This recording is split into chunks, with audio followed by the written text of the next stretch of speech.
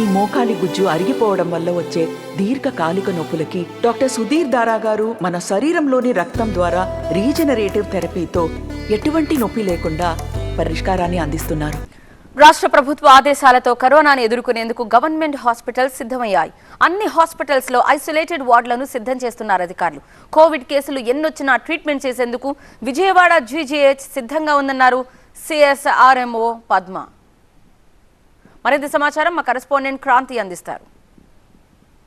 దేశంలో కరోనా కేసుల సంఖ్య పెరగడంతో రాష్ట్ర ప్రభుత్వం అన్ని హాస్పిటల్స్కి కోవిడ్ అలర్ట్ జారీ చేసింది. దీంతో విజయవాడ ప్రభుత్వ ఆసుపత్రి సిబ్బంది మొత్తం కూడా కోవిడ్ని ఎదుర్కోవడానికి సిద్ధమయ్యారు. దీనికి సంబంధించి మనతో మాట్లాడడానికి జీజీహెచ్ సిఎస్ఆర్ఎంఓ మనతో పాటు ఉన్నారు. మేడం చెప్పండి, అసలు ఎలాంటి ఆదేశాలు ఇచ్చింది స్టేట్ గవర్నమెంట్ మనకి కోవిడ్కి సంబంధించి?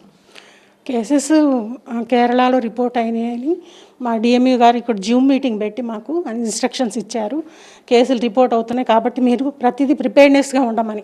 కేసులు వచ్చినప్పుడు మేము టెస్టులు చేయడానికి కానీ, తర్వాత ఐసీయూ వార్డు ప్రిపరేషన్ కానీ, అవన్నీ డ్రగ్స్ అన్నీ దగ్గర పెట్టుకొని జాగ్రత్తగా ముందు కేసు వచ్చినప్పుడు ఎనీ సస్పెక్టెడ్ కేసు వచ్చినప్పుడు మేము దాన్ని టెస్టులు చేయడానికి, మెడిసిన్స్ ఇవ్వడానికి, ఐసీయూలో పెట్టుకోవడానికి అన్నీ ప్రిపేర్డ్గా ఉండమని మాకు ఇన్స్ట్రక్షన్స్ డిఎంఏ గారి నుంచి వచ్చినాయి. ఈరోజు మనకి బెడ్స్ కానీ అండ్ అలాగే ఆక్సిజన్ కానీ, అంటే లాస్ట్ 3 waves మనం చూస్తే కనుక గవర్నమెంట్ హాస్పిటల్ స్పెసిఫిక్గా బెడ్ విషయంలో కానీ ఆక్సిజన్ విషయంలో కానీ కాస్త ఇబ్బంది అనేటువంటి పరిస్థితి చూసాము.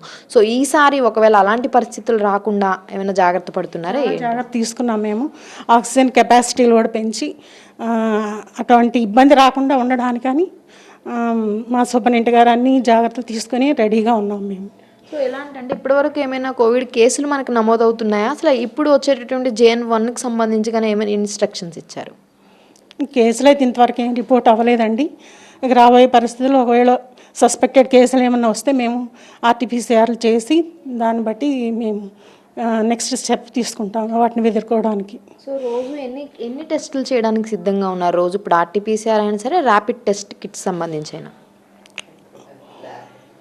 అది డిపెండింగ్, అంటే కేసులు 100 వచ్చినా కానీ పర్వాలేదు, మేము చేయడానికి మా కిట్లు అవన్నీ అవైలబుల్గా ఉంటాయి APHMD ద్వారా. సో ఎలాంటి సిమ్టమ్స్ ఉంటున్నాయి పబ్లిక్ సంబంధించి, ఎలాంటి జాగ్రత్తలు? యాజ్ యూజువల్ COVID-19 లాగే fever, sore throat, headache, running nose, sore throat, తర్వాత బాడీ పెయిన్స్, డయేరియా ఇవన్నీ వస్తాయి. వాటిని బట్టి మేము కేసు టెస్ట్ చేసి దాన్ని డయాగ్నోస్ చేసి పాజిటివ్ ఆర్ నెగిటివ్ చూసుకొని దాన్ని బట్టి కేసు ప్రిపేర్ అవుతాము.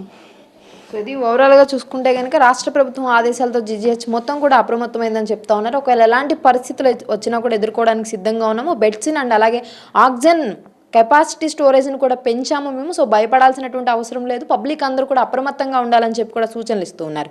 కెమెరా పర్సన్ సుధీర్తో క్రాంతి, TV9 విజయవాడ నుంచి.